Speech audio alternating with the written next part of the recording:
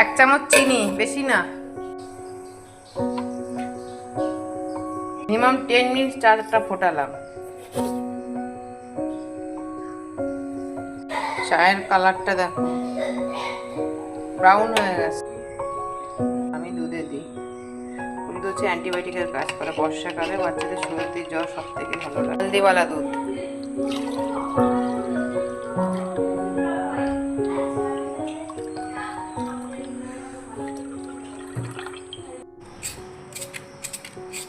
পোহার জন্য আলু কাটছি, যে সবজি সেরকম কিছু নেই।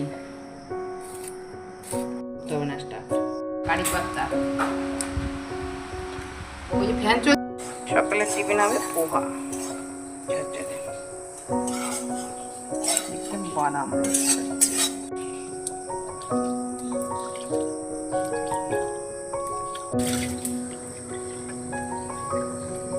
নিরামিষ পোহা বানাবো, তাতে কি দেবো? আদা, কারি পাত্তা, সর্ষে, কাঁচা লঙ্কা, হিং আর আলু। সবজির ভেতরে আলু দেবো।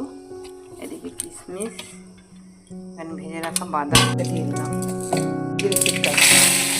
আলুগুলো যাবে। আজকে সবজির ভেতরে তো আলুই আছে। দোকান থেকে নিই না, অনলাইন থেকে অর্ডার করি। দোকান থেকে নিলে 1 মিনিটও ভিজতে দেয় না, পুরো গলে যায়। দেখো আলুটা ভাজা ভাজা হয়ে গেছে। পোহাটা ঢেলে দেবো, বাদামটা দিয়ে দেবো। সবজির কথা বললাম, ঠাট্টা করলাম। সবজি অ্যাকচুয়ালি ঘরে ছিল না, নাহলে সব সবজি একটু লেবুর রস দিয়ে দেবো। গ্যাস বন্ধ করে লেবুর রসটা দেবে। সে একটুখানি, কিন্তু বাটিগুলো বড় আছে। এটাই ফেরত আসে এক এক সময়।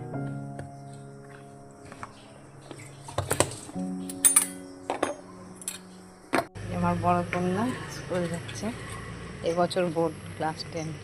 আমার রূপু খালি পায়ে স্কুল থেকে এসে চায়।